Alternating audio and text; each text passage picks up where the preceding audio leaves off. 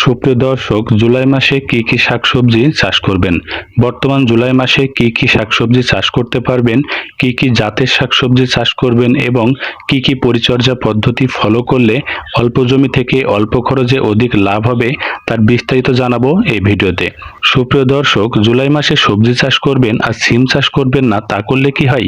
অবশ্যই সিম চাষ করুন এবং অবশ্যই আগাম বাজার দর পেতে এখনই বীজ বপন করুন। বেশি দামে সিম বেচতে পারবেন, বেশি লাভ হবে। এরপরে থাকবে পটল চাষ। সিমের সাথে পটল চাষ করুন। শীতকালে সিম শেষ হয়ে যাবে, গ্রীষ্মকালীন সময়ে আগাম পটল বেচতে পারবেন, একই সাথে ডবল লাভ।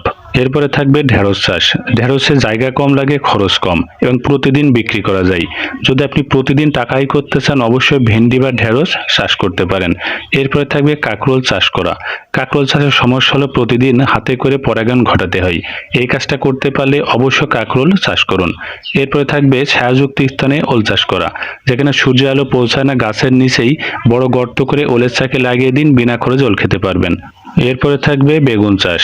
নয়নতারা, তারাপুরি বা বাড়ি জাতের বেগুন চাষ করুন। গাছে যখন ফুল ফুটতে শুরু করবে ছোট গাছের ফুলগুলা হাতের সাহায্যে ভেঙে দিবেন। গাছটা একটু বড় হলে তারপরে ফুল রাখবেন, এতে করে বেগুনের ফলন বৃদ্ধি পাবে। এরপরে থাকবে লাউ চাষ। হাজারি লাউ, বাড়ি জাতের লাউগুলা চাষ করতে পারেন।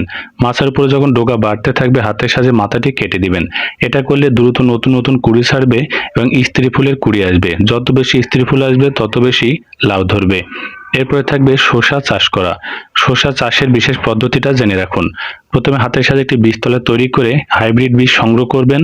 প্রতিটি বীজ মাটির উপরে ভালো করে পুঁতে দিবেন, হাত দিয়ে লেবেল করে দিবেন, তারপরে জলের ছিটা দিয়ে ফেলে রাখবেন। এক সপ্তাহের ভিতরে যে চারা হবে তাতে দেখবেন ছোট গাছে শসা ধরবে। এরপরে থাকবে পেঁপে চাষ। গ্রিন লেডি, রেড লেডি বা শাহী জাতের পেঁপে চাষ করবেন, এতে ফলন বেশি হয়। গাছ লাগাবেন দুইটা একসাথে, একটা মারা গেলে আর একটা থেকে যাবে। গাছে যখন পেঁপে ধরে যাবে ভালো করে চারপাশে মাটি দিয়ে গোড়াটি ভালো করে এভাবে উঁচু করে বেঁধে দিবেন, এতে করে পেঁপের সাইজ ভালো হবে। একটি ফলের ট্রে বা একটি বস্তা সংগ্রহ করুন, তার ভিতরে জৈব সার সমৃদ্ধ মাটি ভর্তি করুন, মুখী কচুর বীজ ভালো করে পুঁতে এক জায়গায় রেখে দিন। কিছুদিন পরে দেখবেন সম্পূর্ণ বিনা খরচে মুখী কচু খেতে পারবেন। এরপরে থাকবে ধুন্দল চাষ করা, চিচিঙ্গা চাষ করা এবং ঝিঙা চাষ করা। ধুন্দল, চিচিঙ্গা, ঝিঙা চাষের পদ্ধতি একই।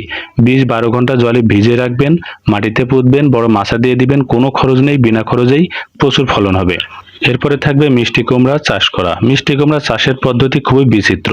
এটা আপনার বাসার উপরে, চালের উপরেও চাষ করতে পারেন, আপনার কৃষি জমিতে মাটির উপরেও চাষ করতে পারেন, অথবা মাচা তৈরি করেও চাষ করতে পারেন।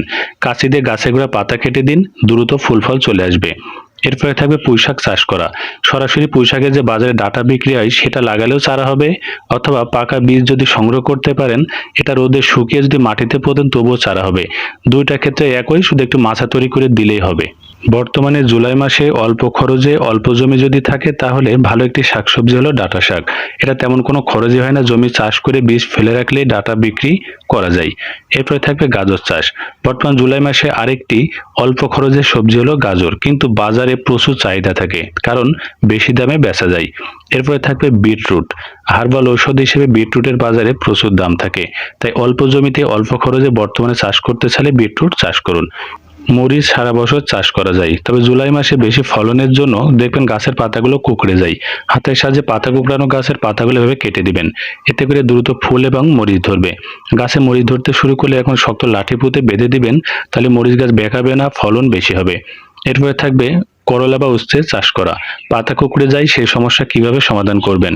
মাটিতে একটি বীজতলা বানিয়ে এটি ডেটল মিশ্রিত জলের ভিতরে বীজগুলো ভিজিয়ে রেখে সেই করলার বীজ যদি আপনি মাটিতে বপন করেন, একটু জলের ছিটা দিয়ে রাখতে পারেন, দেখবেন 7 থেকে 8 দিনের ভিতরে যে চারাগুলো হবে পাতাগুলো কুঁকড়াবে না।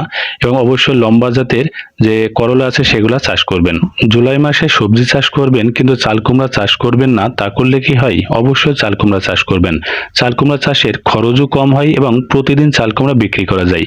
তবে চাল কুমড়া গাছে কি কি পরিচর্যা করবেন, কি কি সার ব্যবহার করবেন তার বিস্তারিত ভিডিও আমার চ্যানেলে দেওয়া আছে, সেখান থেকে পুরো ভিডিওটি দেখে তারপরে চাষ করুন।